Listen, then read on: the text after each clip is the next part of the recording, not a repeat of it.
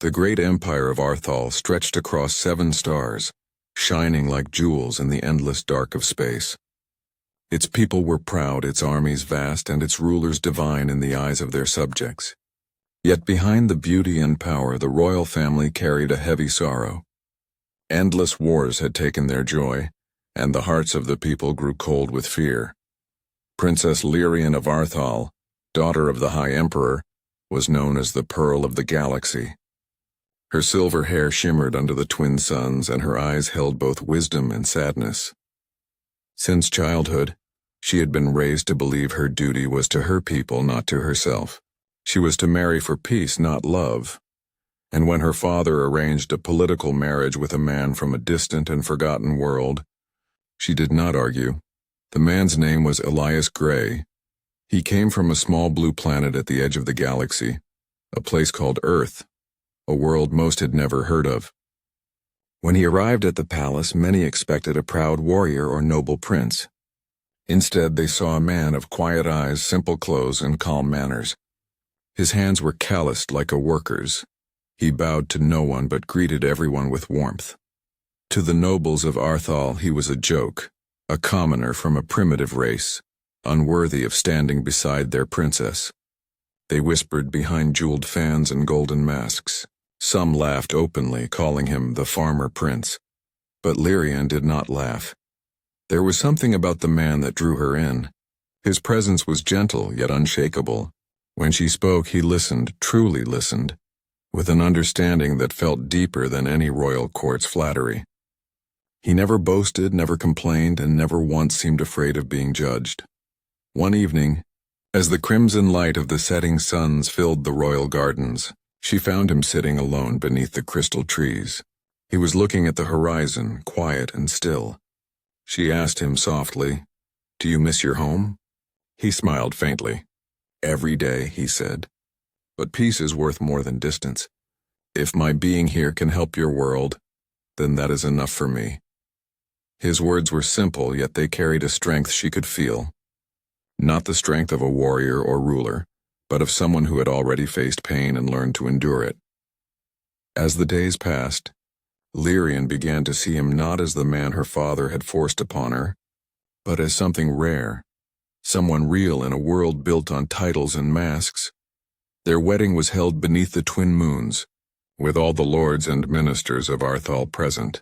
Many expected it to be a cold ceremony, but when Elias took her hand, the princess felt her heart tremble. His touch was warm, grounding, and sincere.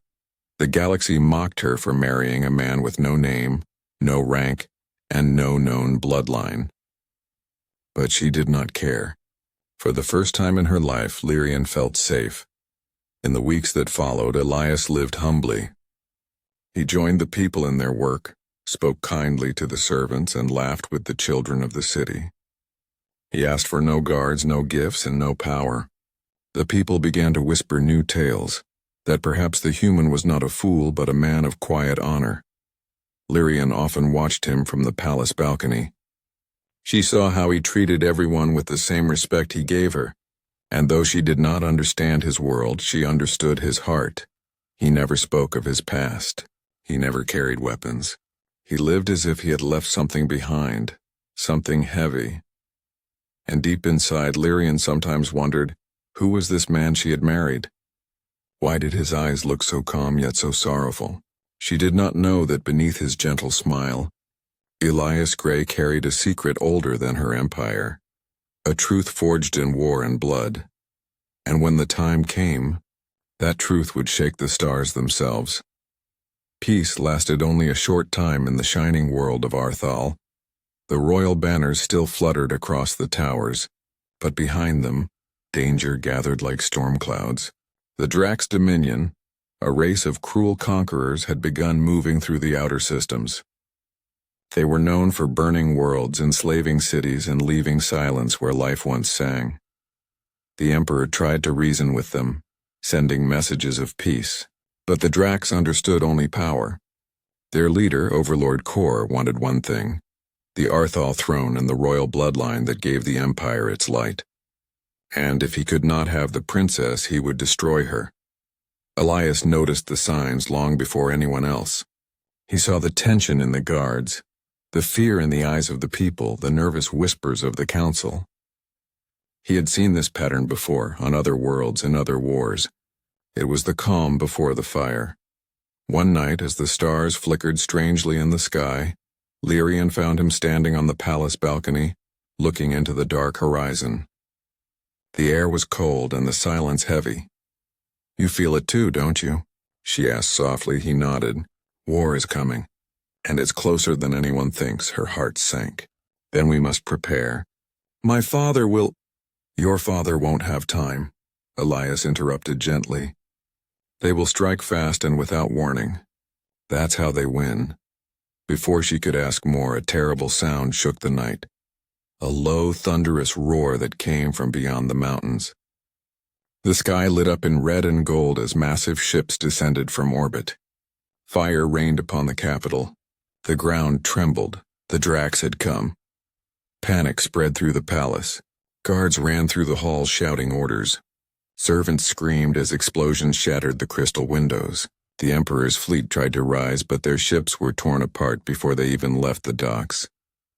Lyrian's world collapsed around her. Smoke filled the air, and she could hear the cries of her people echoing through the city below. She turned to Elias, expecting fear or shock, but he stood still, calm as stone. "Elias, we have to run," she shouted. He looked at her, his eyes sharp and unblinking. "I'll get you to safety. Stay close." He led her through the burning corridors, his movements quick and sure, as if he already knew every turn of the palace. They reached a hidden passage beneath the throne room, a tunnel that led deep underground. Lyrian gasped for air, her lungs heavy with smoke. How do you know this place?" "I studied your palace maps," he said simply. "It's habit. You never know when you'll need an escape route." There was no time to question him further. As they emerged into the night outside the city walls, the sounds of battle still thundered behind them. The capital was lost. Flames swallowed its towers, and ships rained destruction from above. Lyrian looked back, tears burning in her eyes. Her home, her people, her family, all gone in an instant. She fell to her knees trembling.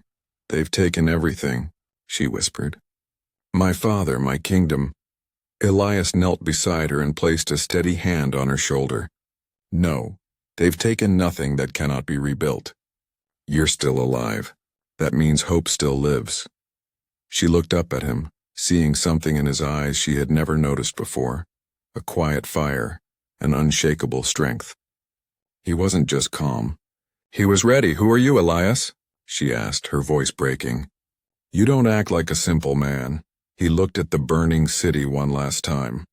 His face was hard, but there was sorrow in his voice. "Because I'm not," he said softly. "I've seen too many worlds burn like this. I thought I left that life behind. But it seems war has found me again." Lyrian stared at him in disbelief. There was something dangerous and powerful behind his calmness, something she could not yet understand. And as the night sky glowed with fire, she realized the man she had married might not be who he claimed to be. The night was cold, and the air smelled of smoke and metal. Princess Lyrian and Elias moved through the broken valleys outside the burning capital. Every step echoed with the distant cries of the dying city. The stars above were dim, hidden behind black clouds of war. Lyrian's heart ached. Her palace was gone, her father's fate unknown. Everything she had ever known was lost in a single night. But as she stumbled through the rocky path, Elias's hand never left hers. His grip was steady, firm yet gentle. It was the only thing keeping her from falling apart. They stopped near an ancient watchtower half buried in the hills. Elias helped her inside where the wind could not reach them. He looked around quickly, checking the walls, the shadows, the exits. Every movement was sharp, practiced like a man who had done this many times before. Lyrian watched him silently. There was something in the way he moved, something that didn't fit the image of the quiet husband she had known. "Elias," she whispered, "you're not who you said you were, are you?" He didn't answer. Instead, he pulled a small device from his coat. a black cube with strange glowing lines. It flickered to life, projecting a map of the surrounding lands. He studied it for a few seconds, then spoke in a tone she had never heard before. "They're spreading out in squads," he said, "probably looking for survivors or royal blood. We have a few hours before they find this area." Lyrian blinked in confusion. "How do you know that?" "Who are you?"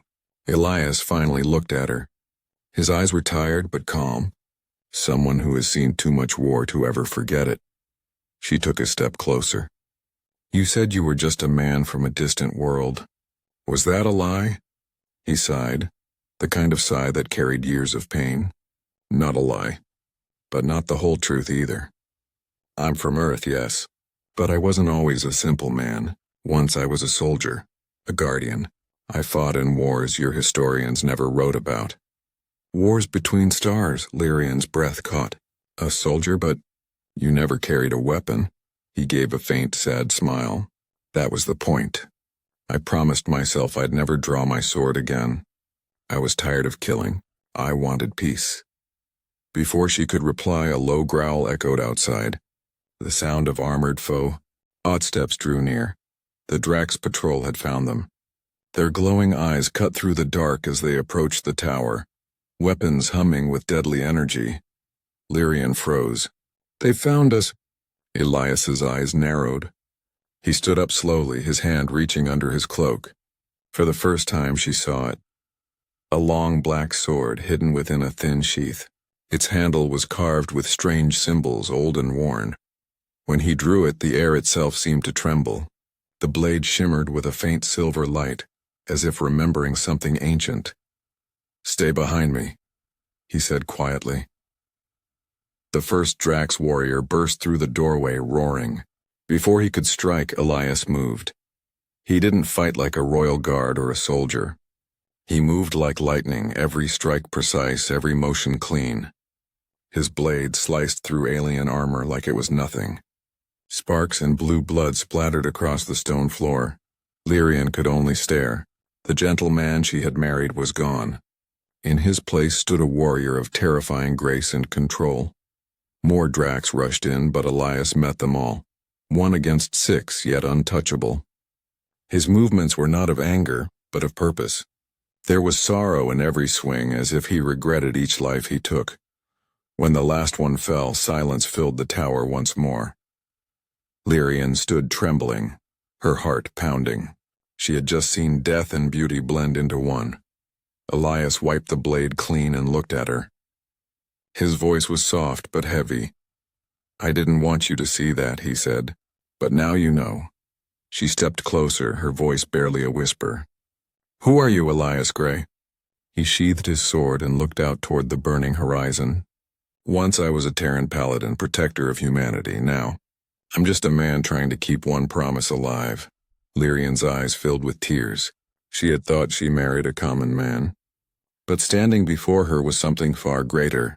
A warrior from a forgotten age. A human who carried both peace and destruction in his hands. And she realized with both fear and awe that her world would never be the same again. The sun rose weakly over the ruins of Arthal. Smoke still rose from the capital far below, and the air smelled of ash and death. Princess Lyrian sat near the broken wall of the old watchtower, staring at the horizon with empty eyes. Her world had fallen overnight. Everything she loved, gone. Beside her sat Elias, silent, cleaning his black sword with a strip of cloth. His movements were calm, careful, almost gentle, though the blade had just ended many lives. The faint light of dawn caught the edges of the strange symbols etched into the metal. Lyrian finally spoke, her voice shaking. "That sword? It's not like anything I've seen. The way you fought. You're no ordinary soldier, are you?" Elias paused, staring at the blade for a moment. "No," he said softly. "This sword is called Vigil. It's old and older than your empire.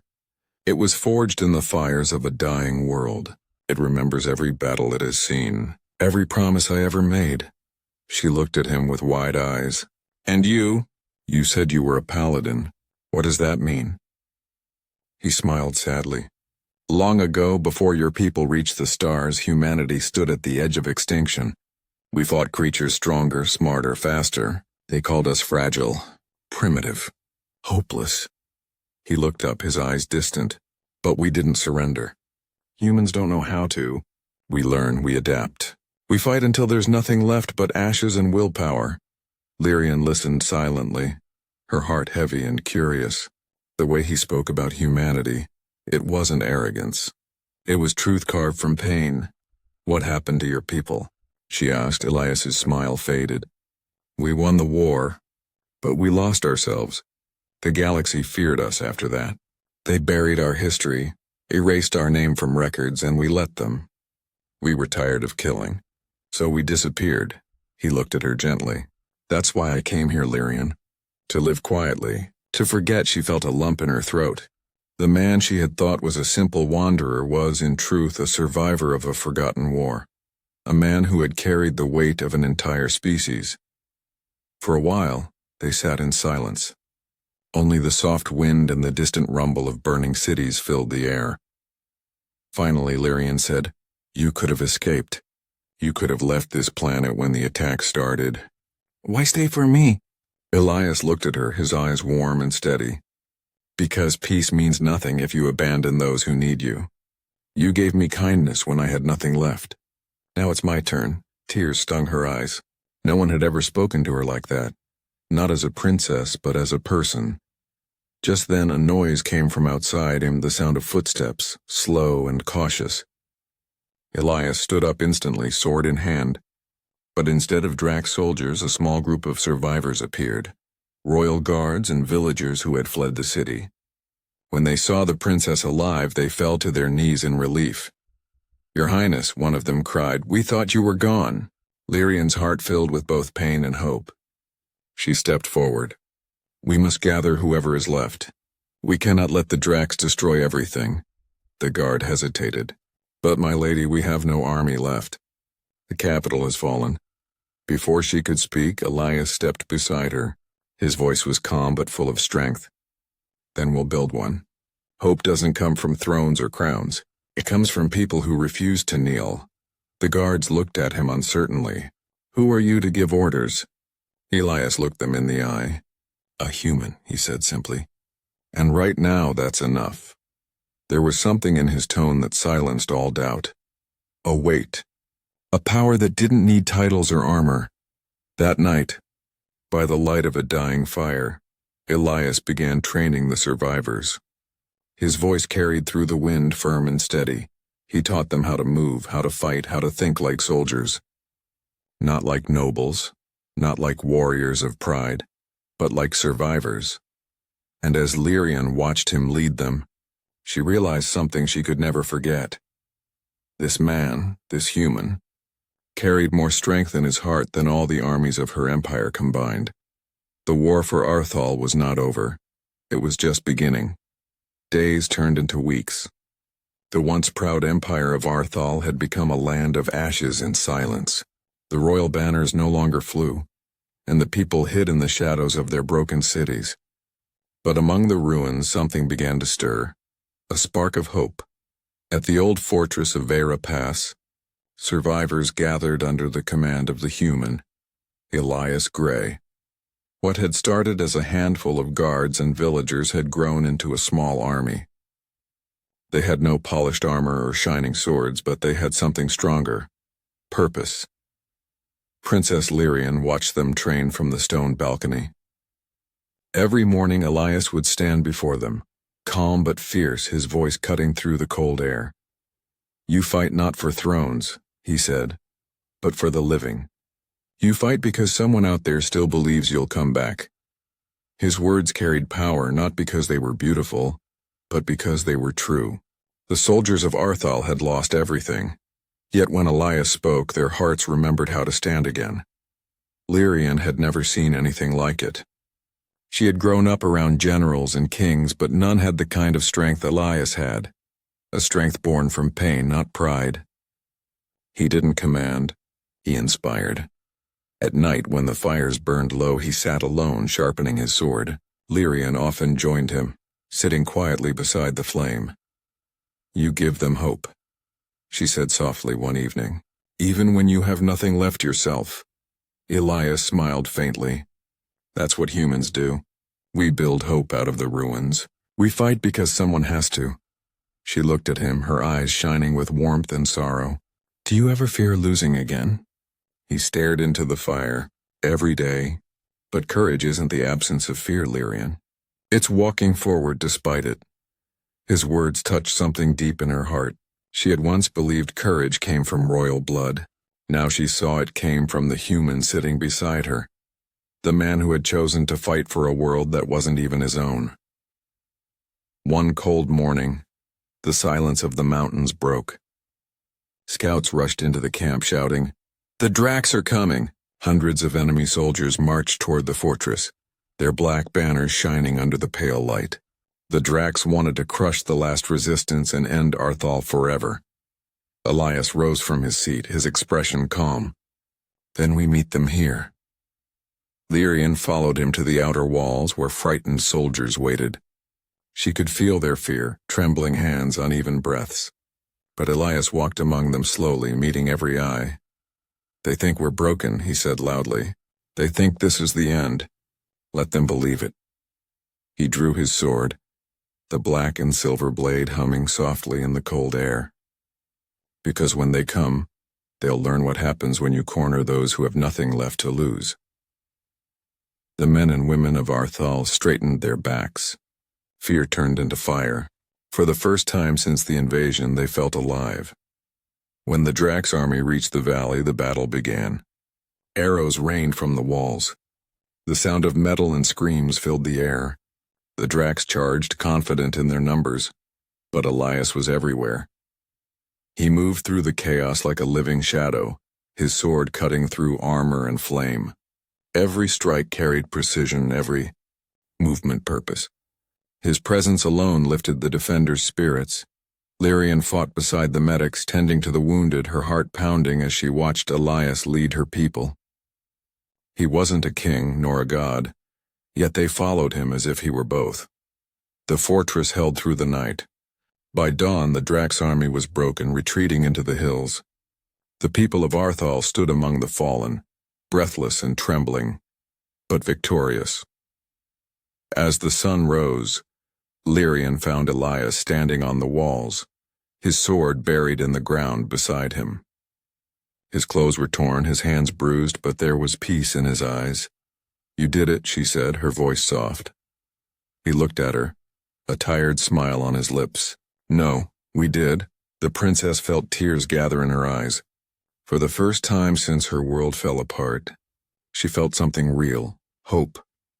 That morning the people knelt before Elias Grey, the human warrior who gave them back their courage. And in that moment, the legend of the human paladin began to rise once again.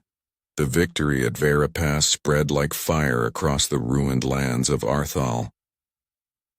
For the first time since the invasion, people whispered the word, hope. They spoke of the human warrior who fought like a storm and carried light where none remained. To the survivors, Elias Grey was no longer just a man. He was a symbol. But deep in the black skies above, Overlord Kor raged. The Dracs' warlord, towering and merciless, could not accept defeat at the hands of a single human. His pride burned hotter than the sun's. He ordered his fleets to descend once more, this time with one purpose: to find the human and destroy him. Within days, the horizon darkened again. Massive Dracs warships blotted out the stars, their engines growling like monsters. The final battle for Arthal had begun. Elias stood on the fortress wall, watching the enemy approach. His armor was old and cracked, patched together from fallen Drac soldiers. His sword Vigil glowed faintly in his hand, the runes along its edge pulsing like a heartbeat. Princess Lyrian stood beside him. She could feel the fear in her chest, but when she looked at him, calm returned. He stood straight, unmoving, a single man against an army. "Elias," she said quietly, "if this is our last day, I'm glad I met you." He turned to her, his eyes soft. "No, this won't be our last day. Not while I still stand. The first explosions hit the valley. Fire rained down. The Drax army advanced in waves, endless and cruel. The defenders of Arthal fought bravely, but the enemy's numbers were too great.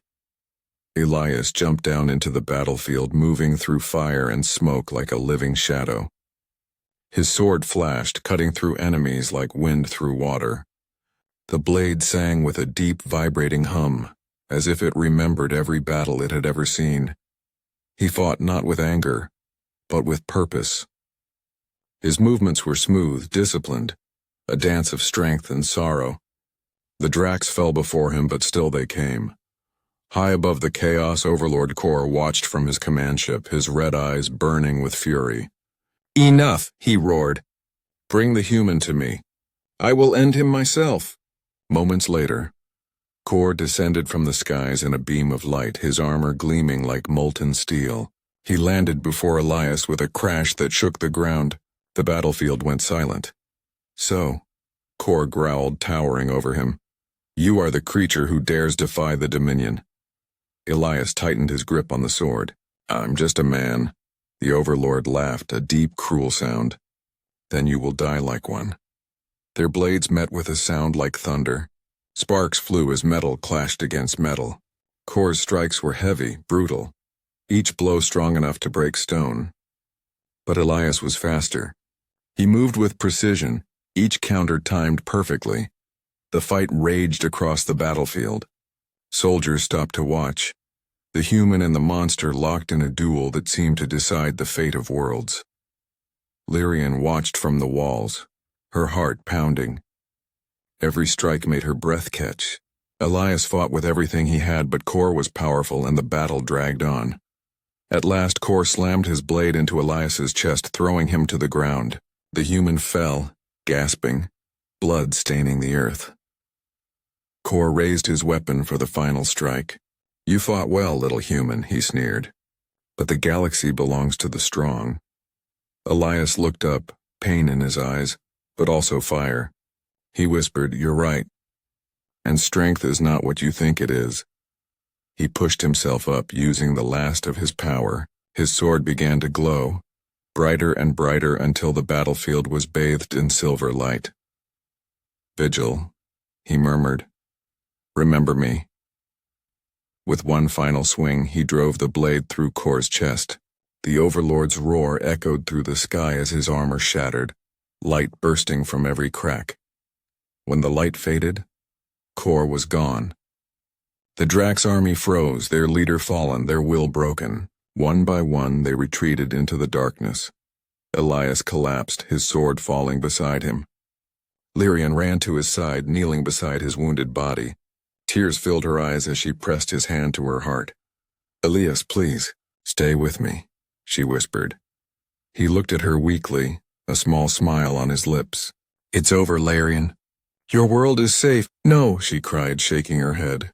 "You're my world." He reached up, brushing a tear from her cheek. "Then live. That's all I ever wanted." His hand fell slowly, his eyes closing as the first rays of dawn touched the battlefield. And the sword, the ancient blade of humanity, stood upright in the earth beside him, glowing softly as if keeping watch over its final master. The battlefield was silent. The smoke had faded, the fire had gone cold, and the air carried only the scent of ash and victory. The sun rose slowly over the ruined plains of Arthal, painting the sky with gold. And there, in the middle of it all, lay Elias Gray, the human who had come from another world, the man who changed everything. Beside him, the sword Vigil still glowed faintly, its light gentle, like the heartbeat of a sleeping soul. Princess Lyrian sat beside him, her hands trembling as she brushed the dust from his armor. His eyes were closed, his expression calm as if he were only sleeping. Tears streamed down her face, falling onto his hand. Around her, soldiers gathered, humans and aliens, nobles and commoners, all silent. None dared to speak. They only watched the princess, their faces heavy with sorrow and respect. After what felt like an eternity, she whispered softly, "He wasn't just a man." Her voice broke, and she looked up at the gathering crowd. "He was hope. He was love, he was everything we forgot we could be. Those words spread across the land like the wind. Soon, the story of Elias Gray, the common man who married a princess and saved a world, traveled to every corner of the galaxy. Statues were built in his honor. Songs were sung about the human with the silver sword. But Lyrian didn't care for glory. She cared only for the man who had looked at her not as a princess but as a person. Months passed. Arthal began to heal. The cities were rebuilt, the people united under one banner. The Alliance of Dawn, founded in Elias's name. Humanity and alien kind stood side by side, stronger than ever. But Lyrian often visited the old battlefield, where the grass had begun to grow again. There, the sword vigil still stood in the ground, untouched and shining faintly under the sun. Every time she came, she would sit beside it, talking softly about peace, about rebuilding, about the stars they had once dreamed of exploring together. One day, as she sat there, a small human boy approached her. He couldn't have been more than 10 years old. He wore simple clothes, dusty from travel. "Your Highness," he said shyly, holding something in his hands. "My father fought beside Elias. He told me this belongs here." He opened his palms. Inside lay a small silver pendant, the kind Elias used to wear under his armor. Lyrian's eyes widened. She took it carefully, her hands shaking. "Where did you find this?" The boy smiled. "My father said it was found near the river after the battle. He said Elias dropped it when he fell." She looked at the pendant, tracing the faint engraving on it, the symbol of Earth, a small blue circle surrounded by stars. For a moment, it felt as though he was right beside her again, whispering his quiet confidence, his steady words. She smiled through her tears. "Thank you, young one. You've given me a piece of him." The boy hesitated, then looked up at the sword. "Do you think he'll ever come back?" Lyrian looked toward the sky, the wind playing with her hair. "No," she said softly, "but I think he never really left. As long as we remember him, as long as we keep fighting for what's right, he's still here." Years passed. Under Lyrian's rule, the galaxy changed. The Alliance grew stronger, wiser, kinder. The wars ended, and peace stretched farther than anyone had believed possible.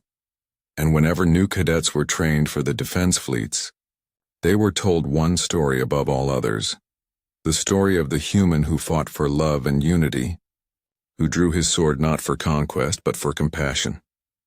In the Great Hall of Heroes, his statue stood tall, a man in cracked armor, sword in hand, looking toward the horizon. At the base of the statue were words carved in both human and Arthalan script. He came as a stranger, he lived as a warrior, he loved as a man, and he left as a legend. And on quiet nights, when the twin moons shone over the palace, Lyrian would walk to the balcony and look toward the stars. Somewhere out there, beyond time and space, she liked to believe Elias was watching, smiling that same gentle smile, proud of what she had become. As the night wind whispered through the gardens, she closed her eyes and said softly, "Rest well, my love." The galaxy remembers, and beneath the stars the sword vigil shimmered faintly, as if it too remembered.